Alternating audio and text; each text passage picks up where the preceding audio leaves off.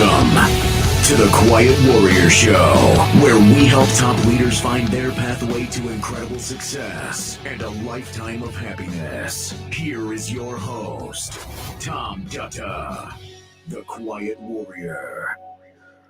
Hey everybody, welcome to the Quiet Warrior Show. Tom Dutta. That's Tom Dutta like butter. Awesome to have you here today, and we have a wonderful guest on. He's in the green room. First of all, thank you for watching the show. The show has been growing, and thanks to you. Today, we're live streaming. That means we're on X, YouTube, Rumble, Facebook, LinkedIn. You might see a chat feature. You can give us a question, make a comment. We'll put her on screen, be part of the show today. And also, if you can subscribe, if you're on YouTube, subscribe and give it a like, hit that bell. That helps the analytics know that you like it, and they'll share it more across my platform. But we are growing. The show is booked out now through Christmas, and we have a wait list of guests. And so because of all of the wonderful guests that have come and the interest in the show, that's why this is happening. It's very rare that I come across a guest and I read his background and I dig in.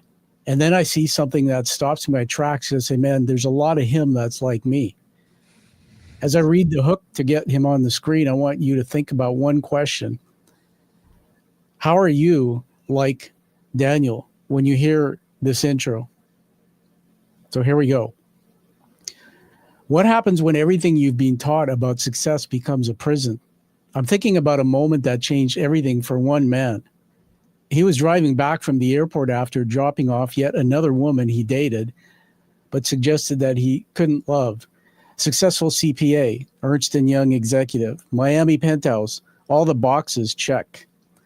And he broke down sobbing behind the wheel of that car, asking God one devastating question. Why can't I feel anything for anyone? Here's what's haunting about that moment. Daniel Castro had followed every rule.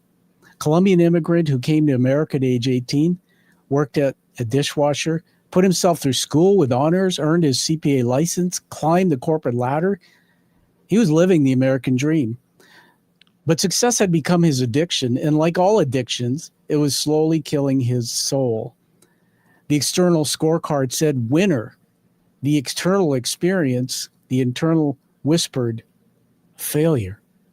Every promotion, every salary increase, every professional milestone, none of it filled the emptiness inside. So he chose, like many of us, to fill it with alcohol or things, to numb that pain with meaningless relationships, with the desperate hope that the next achievement might finally make him feel whole. Until the day he got fired. And then he got fired again 3 months later. That's when his carefully constructed identity crumbled. That's when he had to face a terrifying question. If I'm not my job title, my salary, my achievements, then who am I? The answer led him to a ceremony in Miami.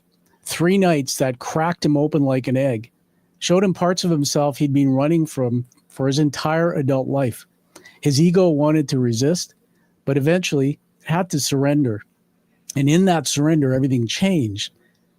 But here's what makes Daniel's story extraordinary. He didn't just find healing, he found his calling. He realized there are millions of high achievers trapped in the same golden cage he'd escaped from. Professionals who looked successful but felt empty. Leaders who've mastered every strategy except the one that matters most, connecting with who they are. Today, Daniel Castro lives between worlds, still maintaining his CPA license, still bringing financial discipline and analytical rigor to everything he does.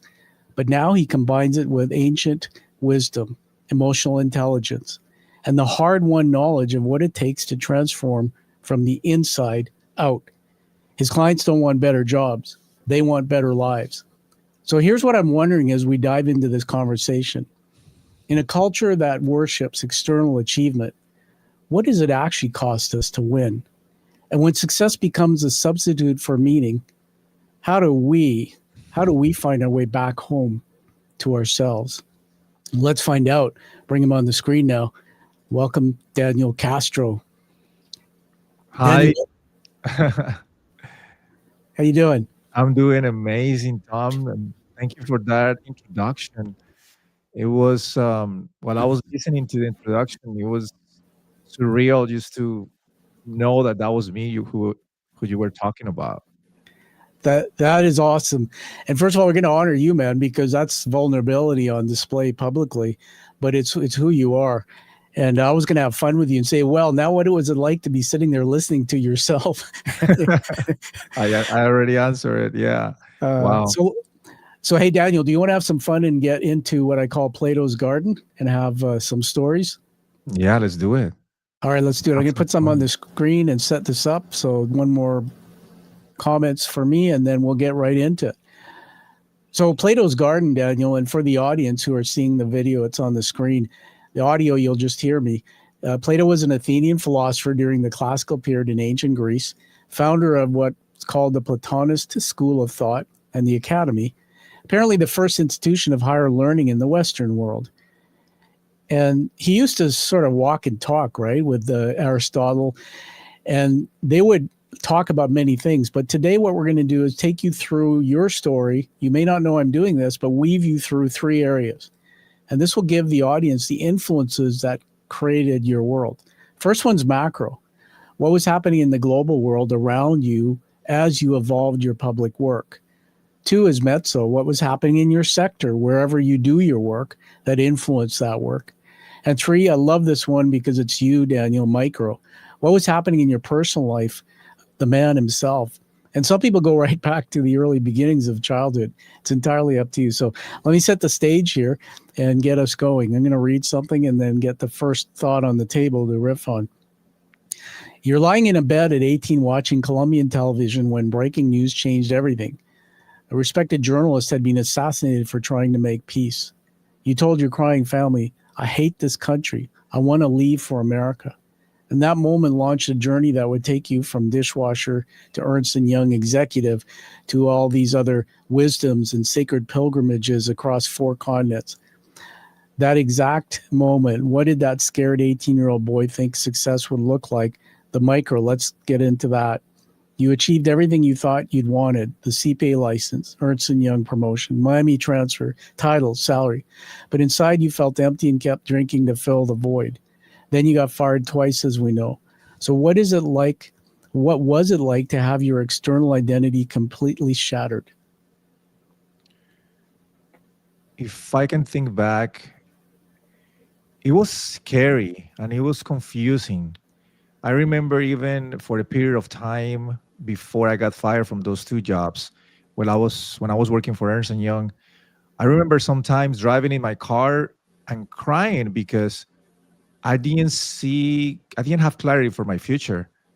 It's, I was feeling that I accomplished all of these things that society have told us to what success really mean, and but that feeling inside of me didn't let me enjoy it anymore. I didn't feel that I was deserving what I was having because I wasn't being grateful in a way, and I didn't see myself in a short period of time what my future could look like. So it was very confusing, very scary. I didn't know what to do, and that's when I that's when I start. I mean, I was living in automatic basically at that time. Yeah, I love that word automatic. Actually, it puts me in a space like I'm on a train or I'm on a rocket ship, and it's just blasting me off. I want to just comment. You said some really important words to me. Scary, man. There's been times when I have had moments in my life.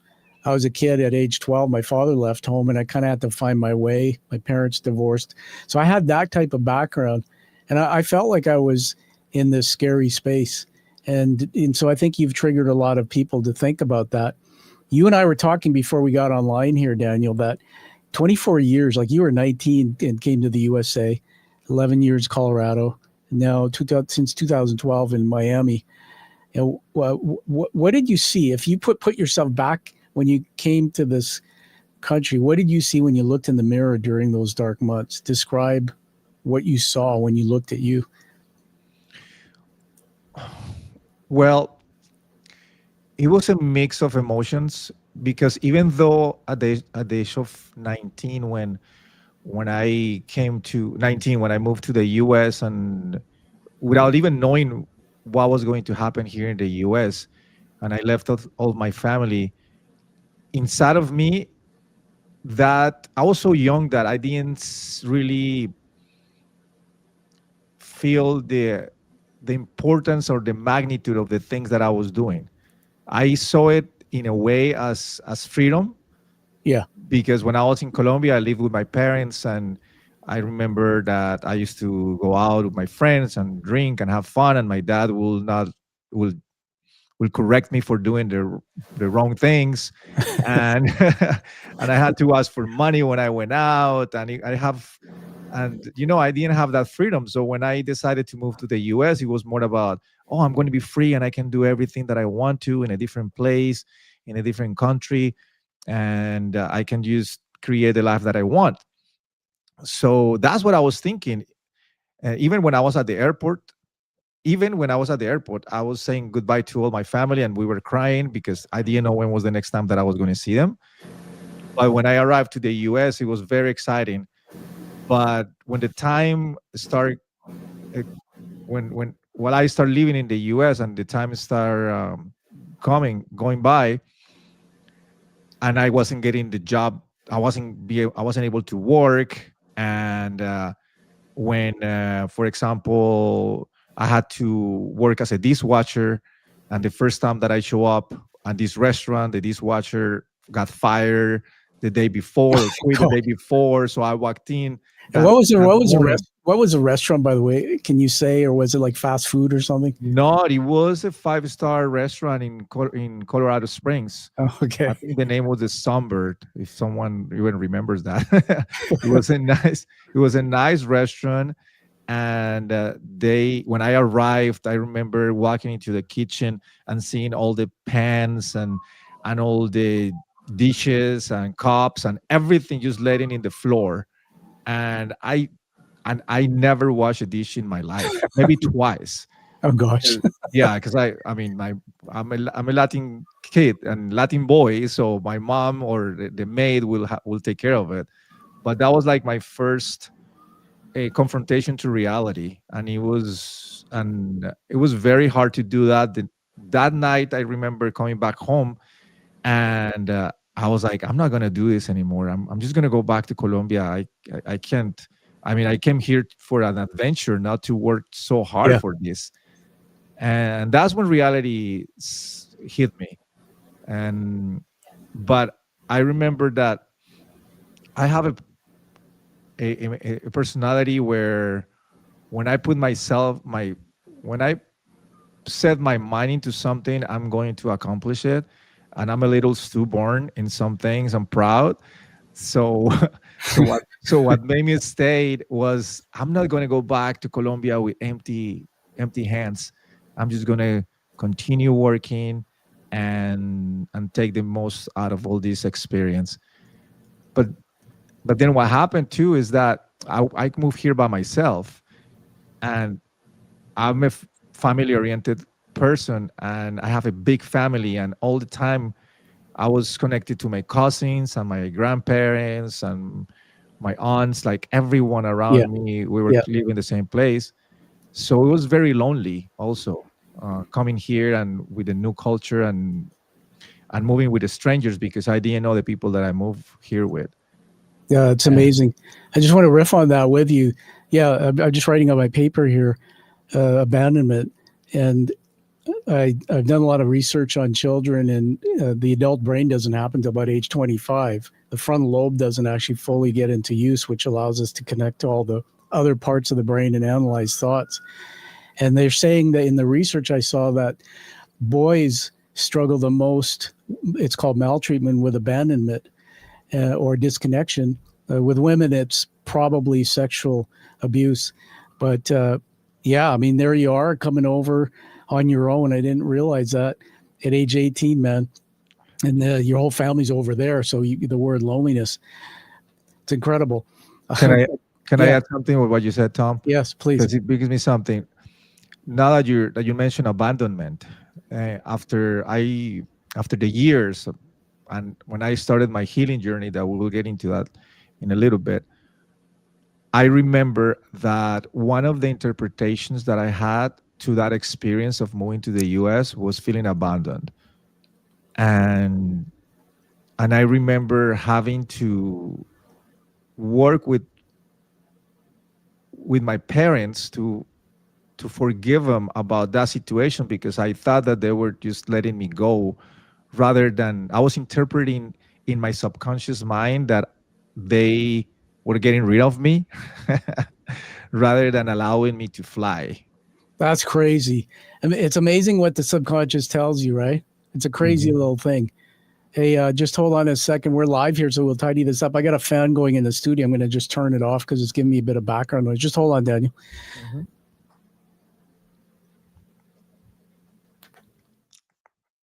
Okay, now I can pretend I'm in Miami where it's hot because the studio going to get hot here. Actually, West Coast British Columbia here, we've been having for weeks heat wave, upwards to 100. So my studio's got blackout curtains. Whew, Oh man, it my gets hot. God. All right, let's keep going. You mentioned a couple of things that come into my mind. Your mom, your dad, what did he do? Is he still alive and back home? Yeah, they're both alive. Yeah. My dad, he studied accounting, and my mom, she owns a couple of beauty salons. Oh, fantastic. Yeah. Does she Uh, has she ever done your hair? all the time. She was the only one who did my hair until the age 19 when I moved to the US, and she still does it when I go back. What's her Yes. name? Marta. Marta. Great Marta. job. Great job, Yeah. Marta. I love it, man. She could do my hair any day if she wants. I think anybody can do your hair. She can color my eyebrows. Actually, it's a fun story, but during COVID, you couldn't go to the barber as much. So I started shaving my own. I had full head of hair like you. I made a mistake. I took a big piece out. And my daughter and wife, my daughter's 23 and she's not home. She finished university. They're saying, hey, it looks better. I'm like, well, what? Might Thank as you. well just keep. Yeah, it looks good. Some Uh, people can pull it off. Yeah. Thank you very much, man. All right, let's keep going in Plato's. You having fun? Yes, of course. Yeah, awesome. So here, put this out and talk to me about it. You drove, what I understand from what you wrote me and things, you drove a girl to the airport and you broke down sobbing on the way home and asking God that question. I said, why can't I feel anything for anyone? Why can't I love? That's when you reached out about, and I can't say the word, it's ayahuasca. You can tell us, Ayahuasca. right. Take us into that weekend retreat. That was 3 nights, I think 3 ceremonies. What did the medicine show you about yourself that you didn't want to see? Wow. Well, before I get into that, I want to mention that one of the things that I've been struggling, or I was struggling all my life, was with alcohol. I remember since the age of 14, when that was the first time that I got drunk, and I remember that I started using alcohol to cope, like most people do, to feel more secure about Yeah. myself, to numb the feeling of feeling awkward around people. And uh and and that also came, my dad used to drink a lot as well when we were kids.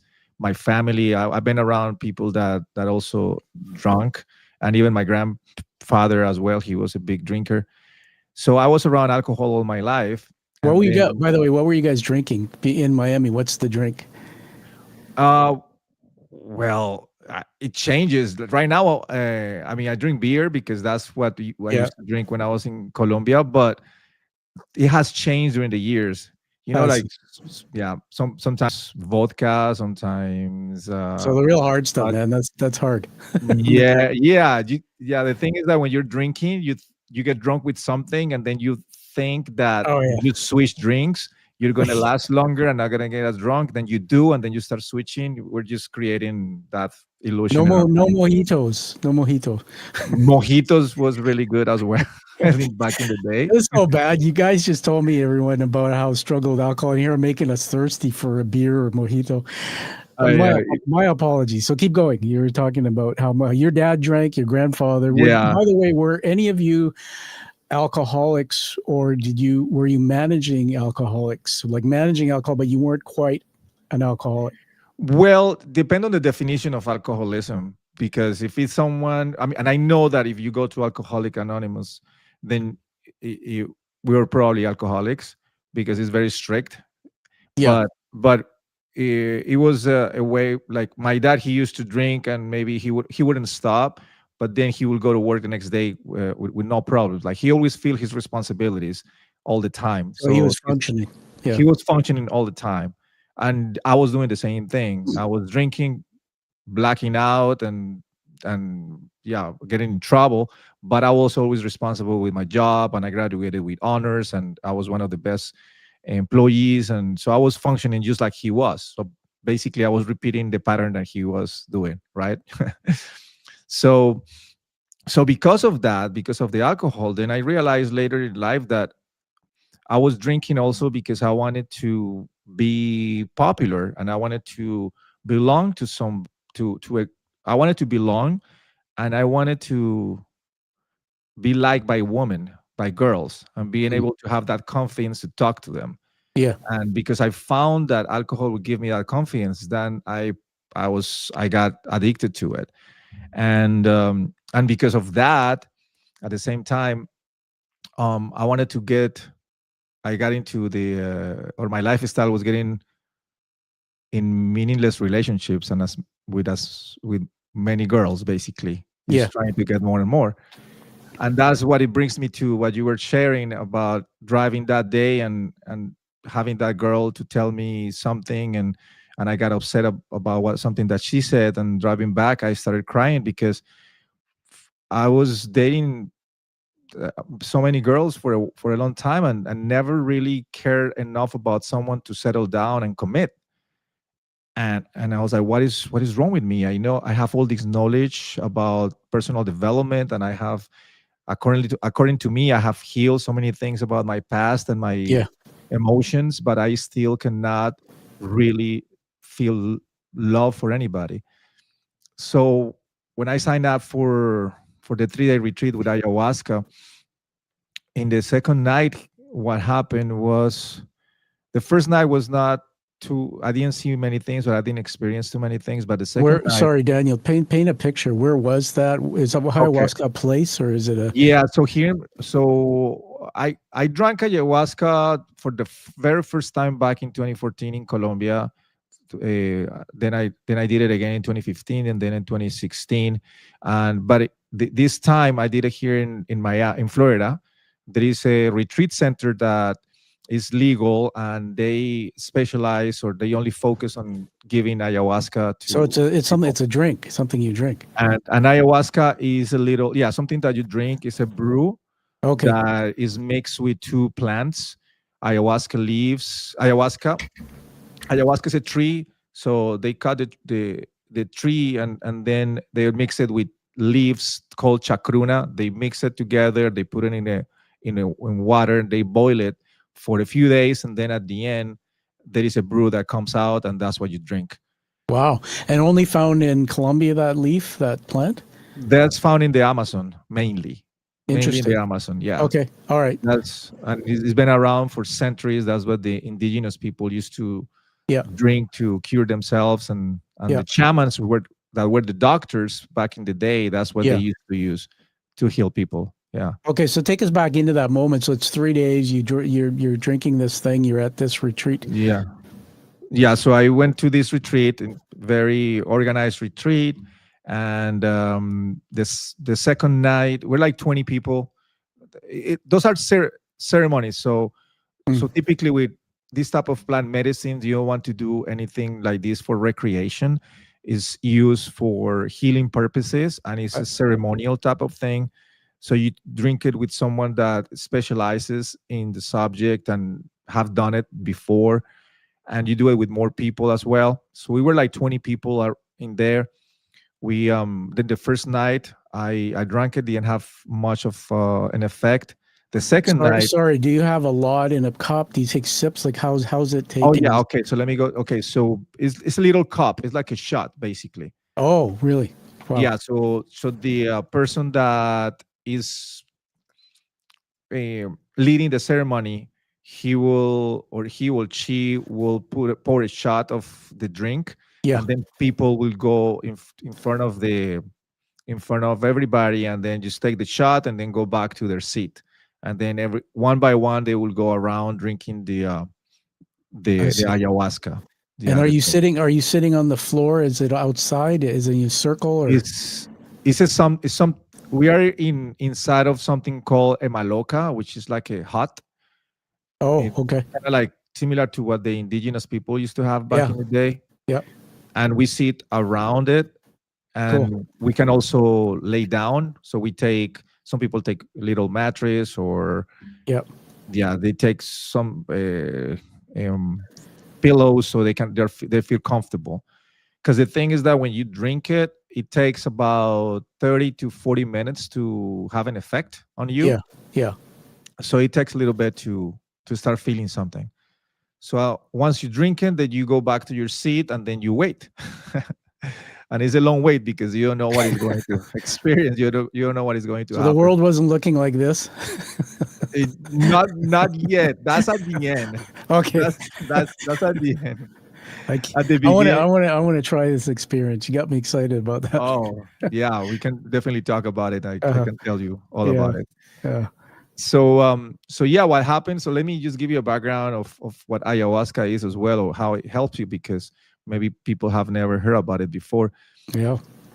So basically, ayahuasca is yeah, as I was mentioning before, it comes from plants, and what it does is that it has a component called DMT, and DMT is a neurotransmitter that we all have in our brain. Mm. And typically, when we produce as much DMT, or Yeah. the most quantities, are when we are born and when we died. And Wow. that's typically when we produce it the most, but we're producing it all the time. Just like dopamine, we produce dopamine and endorphins, and we produce all these chemicals in our brain. DMT is also something that we produce. Actually, we produce that when we dream. In our dreams, we're I see. producing DMT. That's when sometimes you have vivid dreams and Yeah. you Yeah. remember your REM sleep. dreams. Yeah. Yeah, I just and want to jump in for a minute. So hold that go thought. ahead. This is great stuff. When thinking about neuroscience, your dopamine is the reward system. I understand that. This DMT, if you could add a feeling, what does it make you feel? What does DMT do to you? How does it make you feel? Well, Is it joy, it, happiness? Is it excitement? Is it calm? not necessarily, because what DMT does is that it allows you to access your subconscious mind, and then depending on what is in your subconscious mind, that's what you're going to feel. I see. If you access to your subconscious mind, and then you have something that happened to you when you were a kid, for Yes. example. Yes. If a dog bit you when you were a kid, Yeah. then you're going to go back to that moment, that you're going to see what happened to you. So for a Interesting. person that has a fear of dogs, you at the beginning you might have that fear again, and you might feel, Yeah. yeah, fear. But then what DMT does is that it also allows you to access to that memory as an Mhm. observer, so allows you to see what is happening to you I see. in a third person, so Yeah. you can give a different meaning to that moment, Mm. and then you can heal. But also DMT, it produces like mandalas, and it produces different lights that allow you to see different lights and nice beautiful mandalas. And sometimes v, um, when you have visions, Mm. you could see things kind of like when you're in a carnival and you have all these colors Yeah. happening, and Yeah. So some I just want to jump in again. It's really fascinating. So are you hallucinating, or are your eyes open when you're having this experience with these visions and colors, or is it more you're closed and you're experiencing that? both. I mean, you could have your eyes open or your eyes closed. Hmm. You're not hallucinating because it's not an hallucinogenous, Mm-hmm. Mm-hmm. like other drugs. This one is more about allows you to see reality as how it really is. I You see. know, we live in a world of of illusion, and we Yeah. think that things are real, and DMT allows you to go deeper into that and start seeing things more of a with in a spiritual lens Yeah. and mystical lens. Yeah. So it's more of like a tool that Yeah. allows you to access I see. to your subconscious mind. So what did it have you see in yourself that you felt you thought maybe you didn't want to see? What is it that you saw? What was like surrendering to that or whatever it was? Well, I mean, there were so many things, but I can tell you, for example, about the second day where I was always. So as I was mentioning before, I struggle with alcohol. Mm. Now I think that I have an alcohol addiction because of the definition of addiction, but I I was struggling with this for a very long time. I mean, since I was 14, and Mhm. I was 38 when I did this, and what happened was that the medicine, or when I drank the medicine, I started seeing visions of my grandfather, and I start. It's kind of like a dream that you go into it, but you remember everything that is Sure. happening, and you have a voice that is telling you things. Say that is my higher self that is telling me or directing me into the experience. And I was seeing my grandfather's life and how he was drinking and why he started drinking, and describing his life, and also his um, sexual habits, and different things that he lived that I didn't know, things that I didn't know, that I had to talk to my mom and Yeah. all, about him. And just by seeing that and confronting that, I was able to first understand where my addiction was coming from, because I always thought that it was me, and Yeah. that I brought it myself, but I was carrying emotional wounds and emotional baggage that it didn't belong to me. It came from generations before. and and when I understood that, first I was able to forgive myself and understand that it wasn't my fault for having that problem. Second, I was able to forgive my dad and my grandfather for that, and seeing them with a different lens of more of compassion for what they experience. And um, and then, I mean, the third, that was the second day. And then the fourth day, I woke up and I didn't feel like drinking anymore, and I didn't drink for Wow. years. My goodness. Let's pause. Let's have you pause while I can sort of reply back to with so many thoughts that I've had. First of all, everyone with Daniel Castro here, this story, I think it's worth coming back to and listening to the tape again just to take in the story. I wrote down so many notes here on my book that you triggered in me. My goodness. First of all, when you were talking about your granddad and your dad and alcohol and you wanting to be liked by girls, things like that, I wrote down significance. I was living a life of significance. To basically big job, paycheck, nice home, and all. Still seeking something missing. Kind of was like me and many other people I know that we think we're missing something, so we go try to fill it with something else. Hmm. Uh, and then I don't know if you know this, but just to make you feel more comfortable with me, my father was an alcoholic for 23 years. He was in AA, Hmm. passed away in January 18 on his own from a heart attack. I miss him. He left home when I was 12, but I hated him. My first book I wrote, which I hope to get to you, he wasn't in good light. I didn't see him as somebody I loved. I saw him as a villain. Then I found out through my doctor this year in my research that I didn't know my paternal great grandfather. I knew my grandfather by name. He was an alcoholic. My father told me that he passed away in their home in front of my dad from alcoholism. I found out my Hmm. paternal great grandfather was sent from India to Fiji to work on plantations in 1904 as an indentured laborer. It was a slavery program that history doesn't really want to talk about. So this whole thing, you're honoring us, this generational trauma, man. That's why Hmm. I love this having you on the show, because everybody just think about this. When Daniel talks, I'm sure there's many out there listening that think that's my story, or there's something in this story that's my story. And it's a space between us, Daniel, that the knowledge you're giving me makes me reflect and create hope. So I wanted to thank you for that. The last thing is this part about the drink and whatnot. The only thing I know, man, that's outside of that, that's parallel. It's not a drink, but I learned this through my mental health therapy, recovering from this brain injury I had, that you can talk to us about this in your way. The conscious mind is always going thought, thought, thought, thought. We're having a thought, it's gone, thought, it's gone. And the highest level of brainwave, a lot of electrical activities happening. But we never dial it down and calm our minds till we can then almost like get into unconsciousness. And I've learned through research too that that's the only time I can connect to my unconscious is when Big Brother shuts off, and then I have no choice but say, okay, I'll go talk to the little brother, which is really the big brother because he's working all the time unconsciously, that mind. And I do meditation, and it's the only time I can actually connect to that part of me. So I think what you've brought us here is a very new experience for me of how you were able to take that journey yourself, but using that amazing ancient wisdom. I'm going to throw this out to you. You called I understand you called your parents Monday morning as a completely different person, I'm assuming, filled with love, gratitude. But then came the hard part, integrating that transformation in that retreat into daily life. So how did you rebuild your identity when everything you believed about success was kind of upside down? Just give us a few thoughts. Yeah, it takes a long time, but still building it.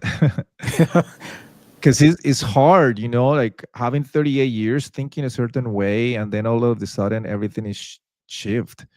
Is an identity is a uh, big thing for every one of us.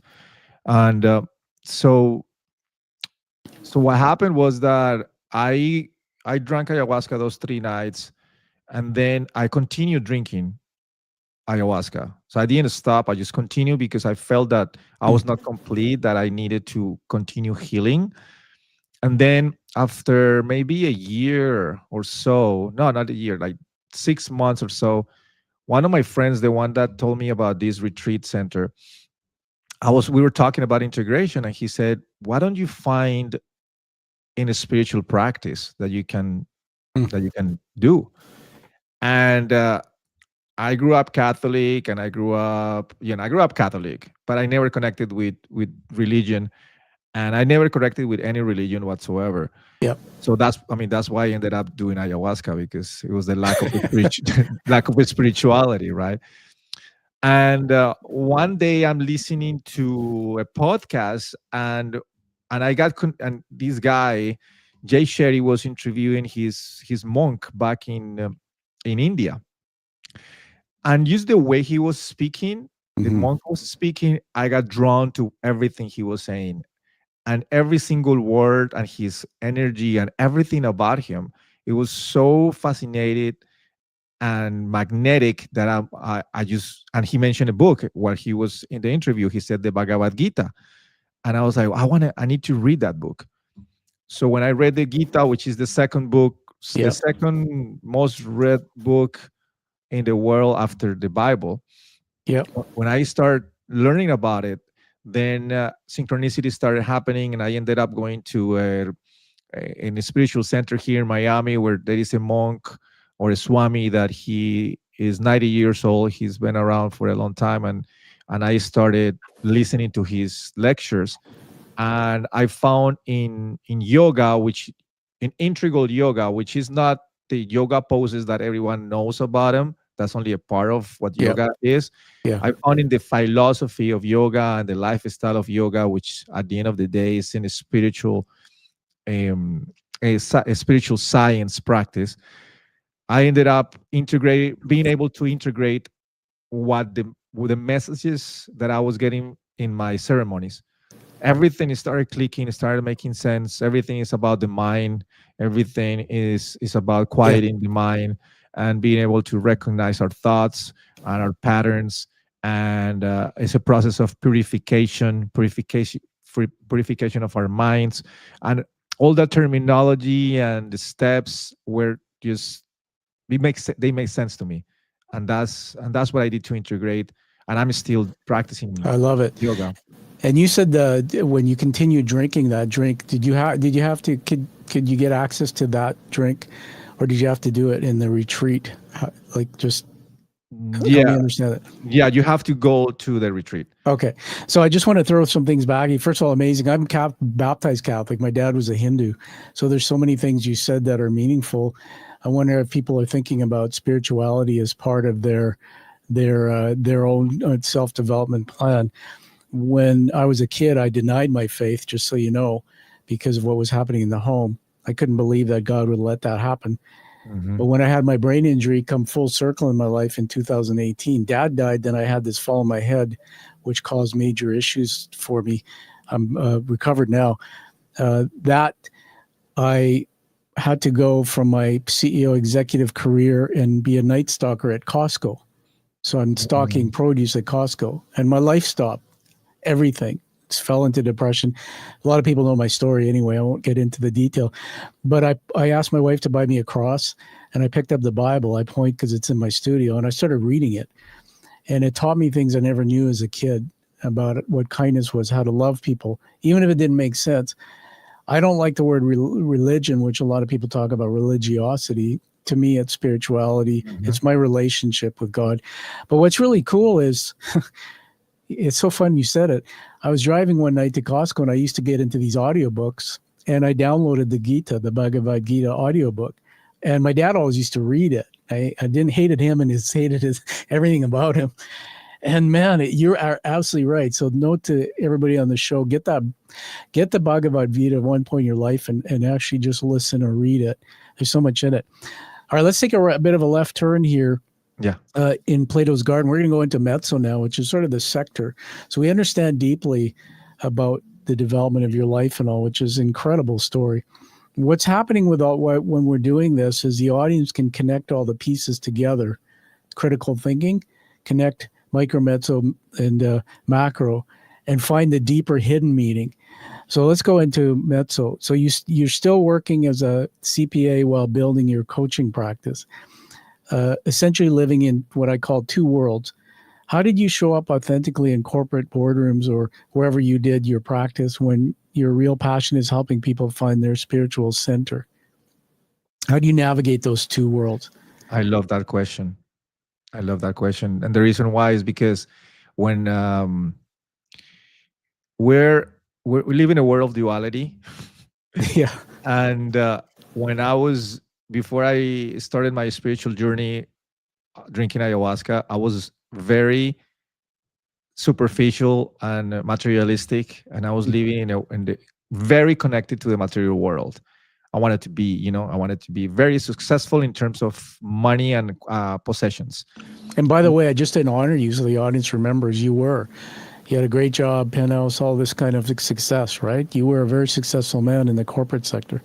Yeah, I mean, until that point, I had accomplished all the goals that I had set in my mind. That's what the crisis came, because I put the goals that I set the goals that I wanted, and I accomplished them, but I still feel something's missing.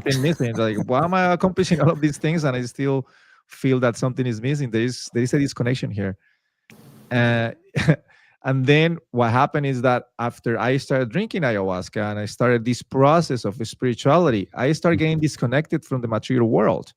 Really? So now I'm in the other extreme. What does that mean? You were disconnected from the material world. I started thinking that money was not important, that money was an illusion, that you don't need to have a job. I was thinking about going to India and becoming a monk and just giving up to the material world and becoming a sannyasi or going to that practice.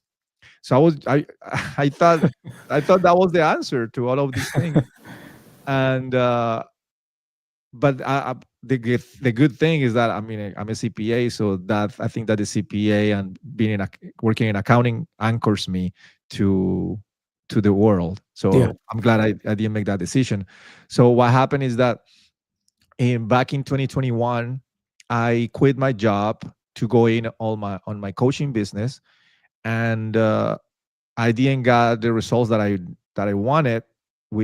And after 6 months of spending money on publicity, on ads, I got a feeling that there was something deeper that I wanted to follow. And that was the connection with God, the connection with source, with the universe, like going deeper into surrendering to a Mhm. higher self, higher level of the divine. I traveled to many places, and I ended up in India. And in India, I got the answer of your question. And the last day of my yoga teacher training in India, someone said the words along the lines, "You could live in the world detached from the world." And what it Ooh, means and what it means with you could live in the world detached from the world. What yeah. that means is that you could do everything. I mean, you could you have to, and the Gita even says this, you have to perform your duties. You have Mhm. to perform your job. You have to perform everything that you're supposed to do. You're human beings. We're having a human experience, and we're supposed to live in the three dimension, in the 3D world right now. But the key is not being attached to the material things, not being attached to the results of our accomplishments, Yeah. not being attached to the money or the possessions. And attachment doesn't mean not owning anything. Is it means not letting the things own us. Ooh, I love that. So, yeah, I mean, so basically my happiness isn't attached to getting the next promotion at work, right? Making Ex- that this, exactly. Yeah, it's yeah, more of like in a state of being. And then if you work on your inner world, yeah, then your outer world is just going to be an expression of what you have inside. And that's how I show up now in my workplace, is because I now focus on not doing or having. I focus on being. And I and my level of awareness have increased during the last years of doing my practice, that now I'm able to recognize my emotions, to know when I'm feeling a certain way and why am I feeling it, and I acknowledge that emotion and changing the thought patterns, and being able to navigate in yeah. my daily life in a different way. And because I'm able to do that, I'm in a in a great state of mind. So, and if I'm in a good state of mind and I go to work, I'm able to connect with everybody. I'm able to connect with my work, with my job, even if it's not my passion. It doesn't matter. That's what I'm doing right there, right now. Is my duty. Is what I'm supposed to do in the present moment. And and sometimes we think that we need to find our life purpose, and we need to find a mission in our lives, and that is good. That's very noble to be Hmm. able to serve Yeah. and help other people. But something that I realized uh, a few months ago is that our real purpose is to live in the present moment. Oh, that's so profound. I just want to jump in there, man. First, honoring this whole piece of it, so profound. What saw visually is you walking into an office around people, me being maybe an employee or somebody in your team or somebody in that meeting, and feeling like I like you, feeling that because I Mhm. see you. When you become yourself, authentic, and I understand this from my own journey, we can see you and we can connect to you. And when I can see you, I can see more of myself.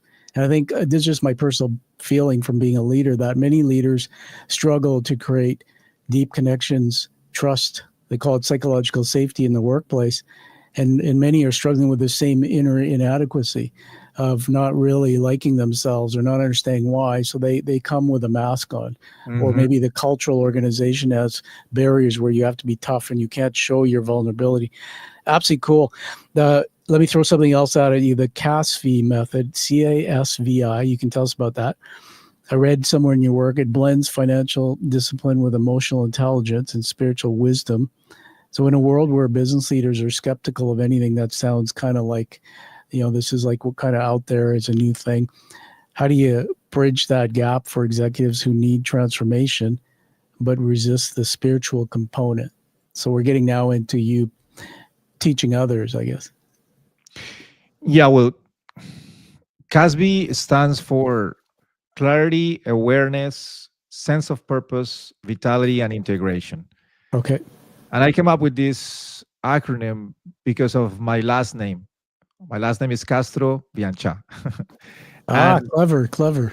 yeah, and the reason why I did that is because my personality is a combination of those two families. Mm. The cast of Castro, which is a family of very intellectual, high achieving individuals. They don't go out as much. They're more focused on their craft. And the Vianchas, they are more of enjoying life and getting together with the family and having a blast all the time. Not as a very uh, academic academically focused. Let's put it that way. Okay, that's very cool. and Yeah, and I wanted to combine something because at the end of the day, you want both. You want to have fun and you want also the strategy in your life. yeah, And and also I and the words of the Casvi method are based on my own experience. So what Mm. was the first thing that I had to deal with when I got into my crisis after I got fired from those two jobs? So what was the first thing that I had to do? And it was clarity. I was lacking clarity at that time, and I think clarity is power. And I was telling you earlier, when sometimes I was driving my car and I didn't have clarity of what I was going to do in the next year or 2 years, because I was filled with emotions or negative thoughts and patterns that didn't allow me to see clear. It's kind of like you see yourself in the mirror and there is dust. You don't Mhm. see clearly who is back there. You I see. so Yeah. so clarity in the Casey method allows you to see not only where you're going, but what were the decisions that allow you to end up where you are right now. What Mm. were your belief systems, your patterns? What were Yeah. were the emotions? Then you go to awareness, and awareness is the key. I think is one of the keys of life. And we do all this work of drinking ayahuasca or having therapy or breathing techniques or meditating, is so we can be aware. And aware of what? Aware of our thoughts, Mhm. aware of what we're thinking right now, because at the end of the day, our thoughts create our reality, create our feelings, emotions, and then that's how we make decisions. So we work on awareness, and especially for high achieving professionals, that we have this definition of success and we want to accomplish all of these things, and we're going into the motion. Sometimes we lack that awareness of really questioning ourselves. Is this really what I want to do in my life? Is this really what gives me Yeah. joy? And when you're aware of when you ask the right questions and you're aware of the thoughts that are coming, then you're able to make better decisions Mm. every single day, even connecting with other people or not reacting to what That's happening right. outside of Very us. Man, Yeah. very important for high level leaders. Well, anybody who's interrelating with other people, but I'm thinking of all the pressure at the top of companies where you have executives, senior leaders, and so much on their shoulders, how important it is to show up, like you've said. I'm going to just throw something else out here. These high level professionals, I saw it in your bio, who you choose to work with. They are successful, but again, there's something about life, something's disconnected. It seems like an epidemic to me, especially from a lot of people I meet. So, what systemic changes would you help future leaders avoid to avoid this trap of external success masking internal emptiness? Maybe it lies in raising our children who don't need to break down to break through.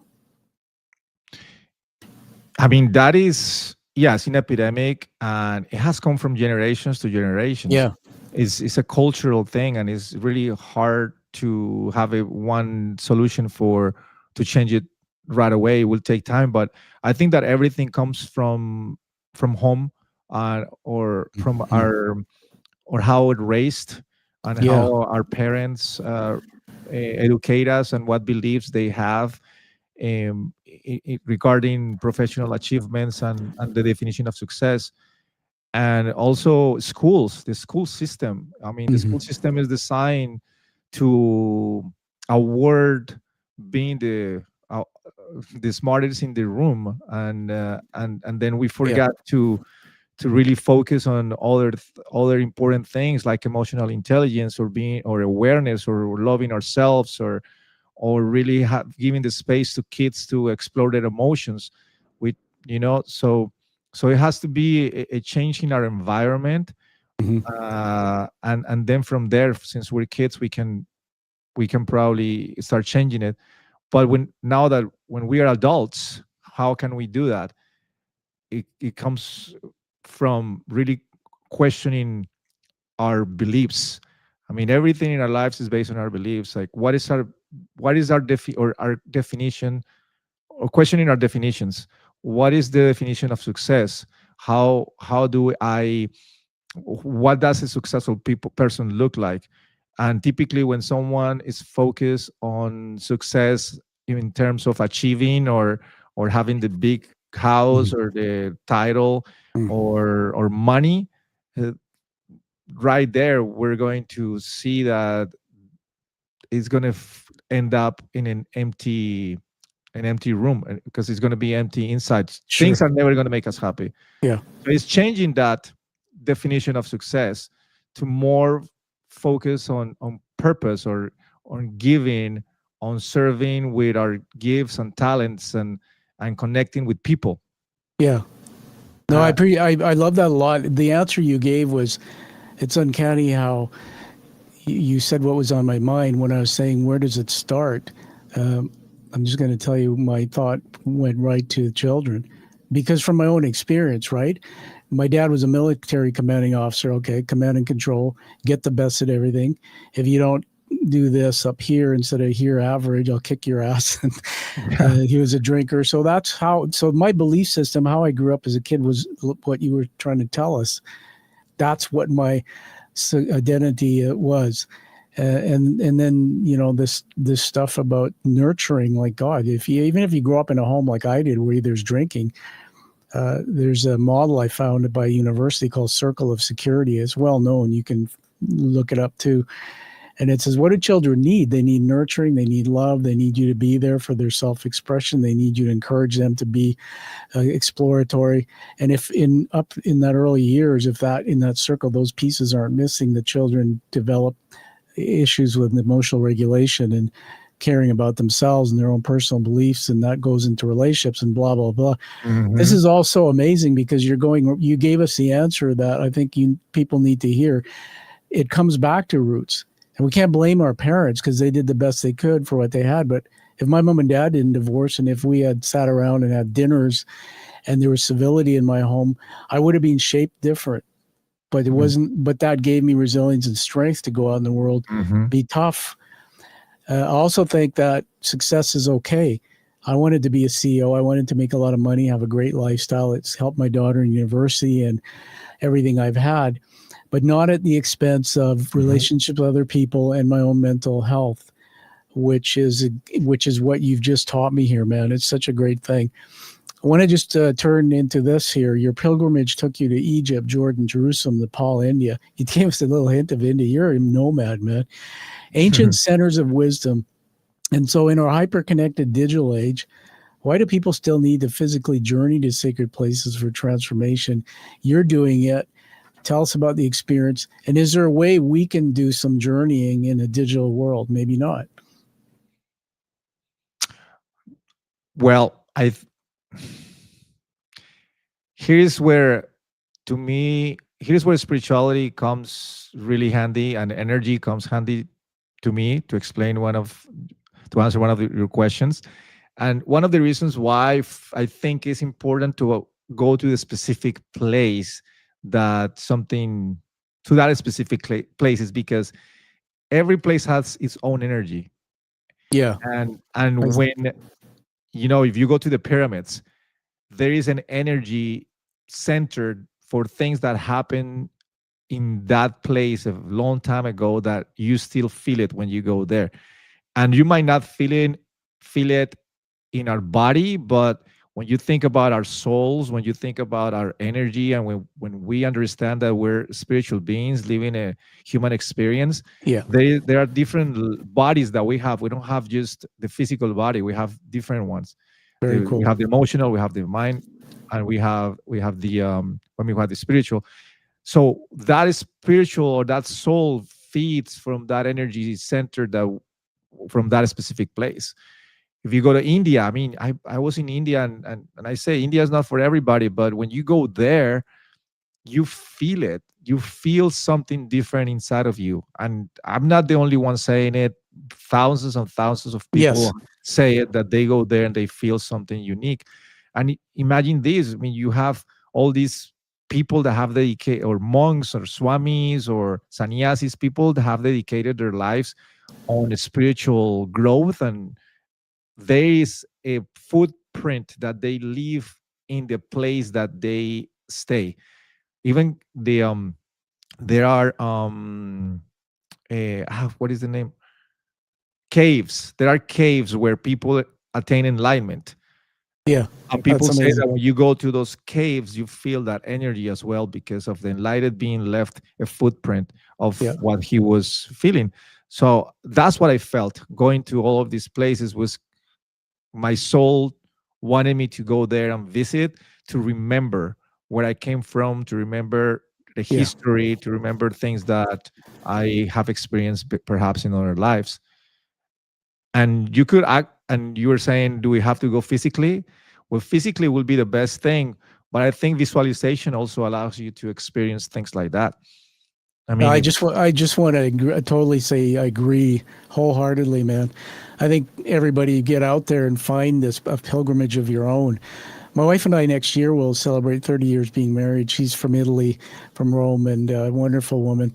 And we're thinking of, when I have to go to London for my graduation in my university, but we're thinking of doing that Camino de Santiago pilgrimage, mhm. 500-mile walk, man. But you just touched my heart, because like my great grandfather, who I just discovered through what I told you earlier, came from a village in India, and I have a report that I hired a company to go find it. They sent pictures of the village, and Oh, wow. and even they showed and proved through the records that my grandfather, when he died, his ashes were sent back from Fiji to that village. Everything changed for me when I found that missing knowledge and info. It needed to be in me for me to know the ground I stood on.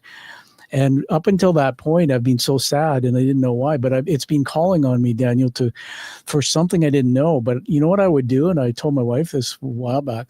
I would just once in a while go and pull out the video, or the streaming video of Gandhi, the movie, and I'd put it on. It's like a long movie, 3 hours, and watch it. And I just felt like I was at home. And so it's one of the things I do a lot when I can't travel, is I find ways to put myself in experience in that world, find people like Daniel who's been to India and have a conversation so that knowledge can transfer. You're such a blessing, dude. And the last thing I want to say about children, you ever go to India? When you go to India, everybody, Daniel, tell me what you think. But I was watching a lot of cooking shows. Anthony Bourdain was one of my favorites, and I'm a home cook. And I would watch these scenes in India where these kids are playing and they're laughing and they're smiling. And I'll go like, man, they're in almost a ghetto setting, and they got a stick and they got a little ball and they're happy. And that's, Exactly. you taught me something through your dialogue today, that it's disconnecting from the material world. They don't know what an airplane is. They don't know what a fancy car is. They're happy within themselves. They found their happiness. And so if success comes beyond that, good for them. Pretty amazing. We're getting close to, we're at the top of the hour, just over now. So we're getting close to the end. So I want to just move to one or two last things. And then I have something to honor you if you are up to being honored today. We're gonna Yes. honor you. And I call this section the unwritten chapter. I used to call it the unwritten book, but let me just pick something here. You've experienced a depth of disconnection and the heights of spiritual awakening. What's your vision for how you want to serve in this next chapter of your life? Or if you were to write a book, what might that be about? Something that is in my mind right now, and that I'm working on it, is to become a writer and a public speaker, and also have a retreat center, a meditation retreat center, where I can really have a place for people to disconnect and reconnect with themselves. Wow. Uh, The audience loves that. I'm just going to put my hands up here. That is such an awesome vision, man. And you can count me in. We're connected now for life to be somebody who will come and participate in some way. I think I'm gonna put you on the spot, but I'm gonna make you committed. I think you need to write, whether you publish it or not. You know, when I wrote my first book, 2017, it was life changing. But these stories you're telling me, but it allows you to be around the world in different format in a book. Number two Mm. is this idea of a retreat and speaking. Dude, you're already on a platform here. Take it up a notch. When I got into that, you know, somebody told me you need to go out and tell your stories. I didn't know how. Learning to speak. I belong to Toastmasters, did a TED Talk. We need to hear you. You need to amplify your voice. So I'm so Yes. thrilled to hear you say that. I want you to do it. I'm in Toastmasters too. Oh, wow. I'm, Well, I'm yeah, the president of the club. I applaud you. I applaud you. I'm so proud of you. Another story, because we're storytelling, but I got to be careful with time because it's Yeah, about yeah. you. But I joined it just after I had my brain injury, and I didn't think I could do it. I was afraid of it. In 1 3/4 years, I got my distinguished Toastmaster designation. Oh my I did God. Wow. 57 speeches. I couldn't see properly. I couldn't orate right. Talk about facing fear. And I Mhm. did president, vice president education. What a crazy amount of work vice president education was. But what I found in those clubs, especially when I was a coach of a club, is they're filled with people with a worldview like you, the great Daniel, who brings maybe English second language, maybe English first language. I'll tell you why I say that. This I have to share with you. I was in this one group as their coach, and a bunch of people from Persia, Iran, that type part of the world. And the theme of the meeting in Toastmasters, everyone, the theme you have. So the theme was summer. So I picked the theme. We got to go around the table talk about summer. This one guy, Iranian from Iran, speaks up, says, "I hate summer." And my first North American part of my brain said, "What the hell are you talking about? It's beautiful. It's sunny. We wait all year for this. Why are you saying that?" And then he says this: "When I grew up, where I come from, it's 130 degrees every day. There's no Mm. shade. I don't like it. You just can't escape it." And I went away from that, man, just being a different person because I thought, holy cow, I'm not going to complain anymore when we get that heat wave here.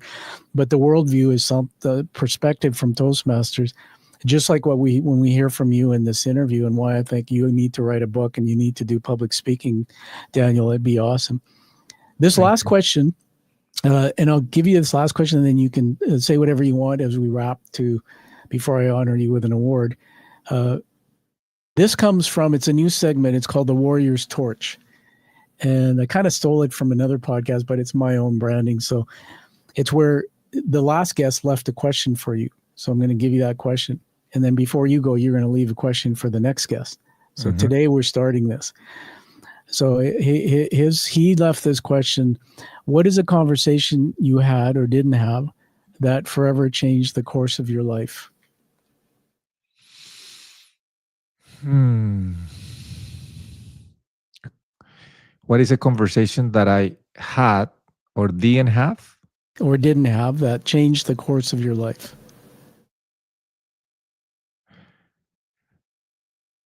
The first thing that comes to my mind was when um, when I was when I after I moved to the U.S. by myself, um, and I was basically lost in terms of just working on the restaurant business, but I was just drinking and hanging out with the wrong crowd. And I forgot what my purpose was to come to the US and go to school.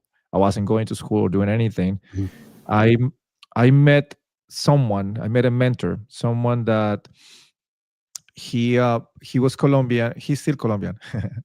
That is yeah, he's still Colombian. He hasn't changed. I met a Colombian professional who basically where we became really good friends, and he mentored me. And I remember that he would pick me up in my apartment, and then we will just go out to have dinners, and he will start telling me about something, for example, the principle of association, on how I need to be aware of who are the people that I hang out with, and I'm the the average of the 6 people that I hang out with. Mhm. And he started to open my eyes and give me knowledge of how I was living my life and how I should start changing my life. And I remember one day I wanted to go to college, and I said that I wanted to join the army because uh, I knew that the army was going to pay for my college. Mhm. And he told me, "Yeah, but you don't have to do that. You you know there are other ways for someone to pay for your college or help you with college." I'm like, "No, I don't know. What is it?" You could get grants, and I was also ignorant that I didn't know what grants were. Like, really, how did you do that? Did you apply for this financial aid? All Yeah. of these things. Yeah. How did you do? And he also told me you could get scholarships. Oh, okay. And if it wasn't for him, I would probably join the army, and they were sending people to Iraq at the time. So my life will have changed Wow. forever if I would haven't applied Oh for well. that. Well, I'm glad we started this segment with you. What an amazing. There's so much learning in that answer. And Salvatore's the fellow who left the question. You can go and actually see his show. It's under my YouTube channel, and he said he's going to watch, and he can't wait to hear you answer that question. Wow, conversations with other people can change your life. Now we're going to honor you with an award. Did you know you're getting one today? I didn't know. All right, so I want you to just look at what I'm going to put on the screen here. I'm going to change the camera view. You see, that's my studio cam, putting my hand up there. All right, so we're going to give you a challenge coin. And first, I'll tell you what a challenge coin is. It comes in this little package. So a challenge coin surfaced during World War I era. The practice of carrying a coin designed specifically for a unit was popular with Army Special Forces. Funny, we just talked about military. Yeah. The carrying the coin at all times and presenting it when challenged to prove affiliation with that unit resulted in a number of consequences for those who could not produce the coin. The most popular required the coinless soldier to buy a round of drinks, and that practice continues to be popular today. Here it is. These are hand-painted and crafted and made in the United States. The front is the emblem of the image of the show. Oh, wow.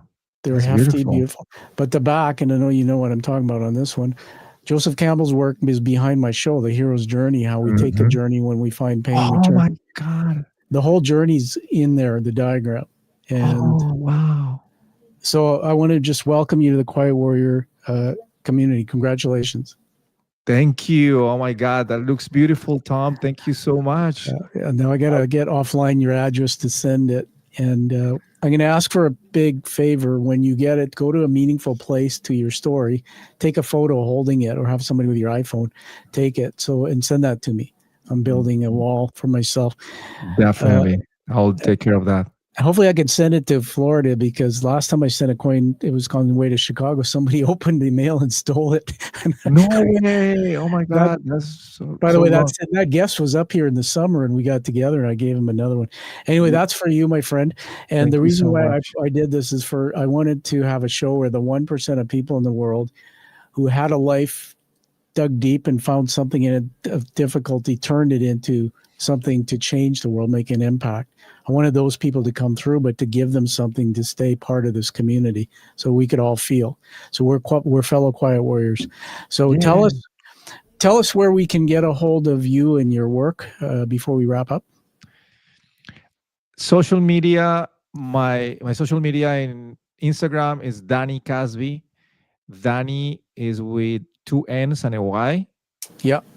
Danny Casby for Instagram, Danny Casby, Facebook, even LinkedIn is also Danny Casby, TikTok, Facebook, and my website is dannycasby.podia.com, so they can know a little bit more about the Casby method and how I can help high achieving professionals with personal development process. And also dannycasby.com is in Spanish for people who that speak Spanish. Nice. Excellent. Fantastic. We'll put all that YouTube Danny Casby as well. Sorry. YouTube, yes, you got to go there, everyone. I'll put it in the show notes, and when people, most people know the live stream process. We're live. This will be produced as a YouTube premiere video, and as a podcast, which I have 19 countries now downloading. So internationally, there'll be 2 productions coming out. So this is just the beginning, and people can watch it. It stays on the feed, so you can go back wherever you saw this. It'll stay there in its raw form. So on that note, I want to say thank you, Daniel, for being here. And everybody, find the true passion and purpose, like you hear from Daniel Castro here. But find the life that you deserve and the life that you desire. And we'll see you all back here on the Quiet Warrior Show. My name is Tom Dutta. Thank you, Daniel. Thank you, Tom. I appreciate it for having me today. I had a blast. You were Me too, man. All right. Thank you so much. Thank you. Thank you for listening to the Quiet Warrior Show. Create is a motive-based leadership development firm. www.kreat.ca.